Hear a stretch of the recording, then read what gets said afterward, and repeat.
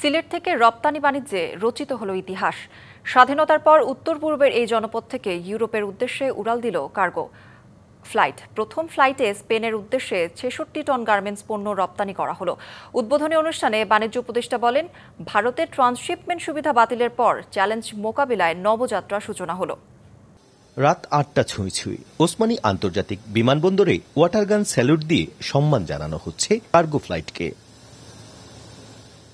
এর কয়েক মিনিট পরই অন্ধকার ভেদ করে উড়াল দেয় পণ্যবাহী বিমানটি। গ্যালিস্টিয়ার এভিয়েশন পরিচালিত কার্গো বিমানটি বহন করে নেয় ৬৬ টন গার্মেন্টস পণ্য। গন্তব্য স্পেনের জারাগোজা। ঐতিহাসিক মুহূর্তের সাক্ষী হতে পেরে আশাবাদী ব্যবসায়ী ও সিএনএফ এজেন্টরা। সবাই যদি আমরা একত্রে কাজ করি, এটা অবশ্যই দেশের জন্য অনেক ভালো হবে।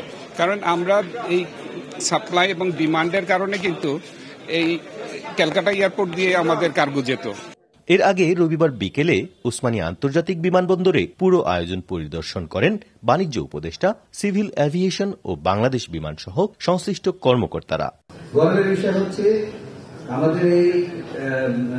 আমাদের এই কার্গো হাউসটি ইউরোপিয়ান ইউনিয়ন এবং যুক্তরাজ্যে সার্টিফাইড হয়েছে, যা আমাদের জন্য একটা আন্তর্জাতিক স্বীকৃতি এবং অত্যন্ত গর্বের বিষয়। অনুষ্ঠানের মধ্য দিয়ে যে যাত্রা শুরু হলো, এটি কেবল শুরু। আমি বিশ্বাস করি যে এই যাত্রা অব্যাহত থাকবে এবং সিলেটের মানুষদেরকে অন্তত আর তাদের দাবির জন্য আকুতি জানাতে হবে না, বিশেষ করে বিমানবন্দর রিলেটেড ইস্যুগুলোতে। ভারতের ট্রান্সশিপমেন্ট সুবিধা বাতিলের পর চ্যালেঞ্জ মোকাবেলার চেষ্টা করছে সরকার, জানান বাণিজ্য উপদেষ্টা। এখন যে কোনো ব্র্যান্ডের পুরাতন এসি বদলে নতুন ওয়ালটন এসিতে উপভোগ করুন ২৫% ছাড়। সরকার, জ্বালানি মন্ত্রণালয় এবং অর্থ মন্ত্রণালয়, আমরা আমাদের সকলের সামগ্রিক প্রচেষ্টায় ইনশাআল্লাহ আল্লাহর রহমতে আমরা আমাদের পূর্বের খরচের থেকেও কম মূল্যে রপ্তানি করতে সক্ষম হব। আমরা মনে করি এর মাধ্যমে আমাদের কৃষিজ পণ্য এবং আমাদের শিল্প পণ্য, গার্মেন্টস পণ্য, এই দুইটার ব্যবসায় প্রবৃদ্ধি আসবে। সিলেট থেকে ১লা মে ও ৪ঠা মে পরবর্তী কার্গো ফ্লাইট উড়াল দেওয়ার কথা রয়েছে। এ যেন অর্থনৈতিক সমৃদ্ধির পথে স্বপ্নযাত্রার সূচনা হলো। সরাসরি সিলেট থেকে গার্মেন্টস পণ্য পৌঁছে যাচ্ছে ইউরোপের পথে।